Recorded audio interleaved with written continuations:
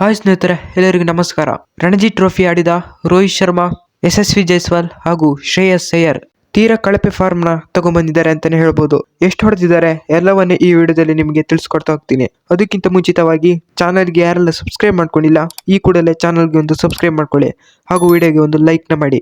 ರಣಜಿ ಟ್ರೋಫಿಯಲ್ಲಿ ಮುಂಬೈ ತಂಡದ ಪರ ಕಣಕ್ಕಿಳಿದ ಯಶಸ್ವಿ ಜೈಸ್ವಾಲ್ ಅವರು ನಿನ್ನೆ ನಡೆದ ಟೆಸ್ಟ್ ಪಂದ್ಯದಲ್ಲಿ ಯಶಸ್ವಿ ಜೈಸ್ವಾಲ್ ಅವರು 8 ಬಾಲಿಗೆ 4 ರನ್ ಹೊಡೆದು ಔಟ್ ಆಗಿದ್ದಾರೆ.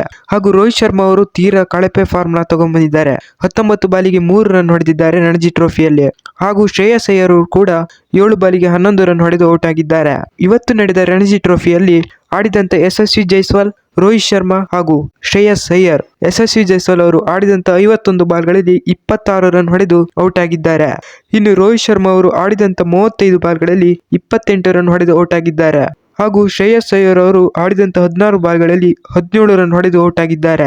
ರಣಜಿ ಟ್ರೋಫಿಯಲ್ಲೂ ಕೂಡ ಯಶಸ್ವಿ ಜೈಸ್ವಾಲ್, ರೋಹಿತ್ ಶರ್ಮಾ, ಶ್ರೇಯಸ್ ಅಯ್ಯರ್ ಅವರು ಕೂಡ ಕಳಪೆ ಫಾರ್ಮ್ ನ ತಗೊಂಡ್ಬಂದಿದ್ದಾರೆ. ಇದರ ಬಗ್ಗೆ ನಿಮ್ಗೆ ಅನಿಸುತ್ತೆ ಕಾಮೆಂಟ್ ನಲ್ಲಿ ತಿಳಿಸಿ. ಹಾಗೂ ವಿಡಿಯೋಗೆ ಒಂದು ಲೈಕ್ ಮಾಡಿ ಹಾಗೂ ಚಾನಲ್ಗೆ ಒಂದು ಸಬ್ಸ್ಕ್ರೈಬ್ ಮಾಡ್ಕೊಳ್ಳಿ.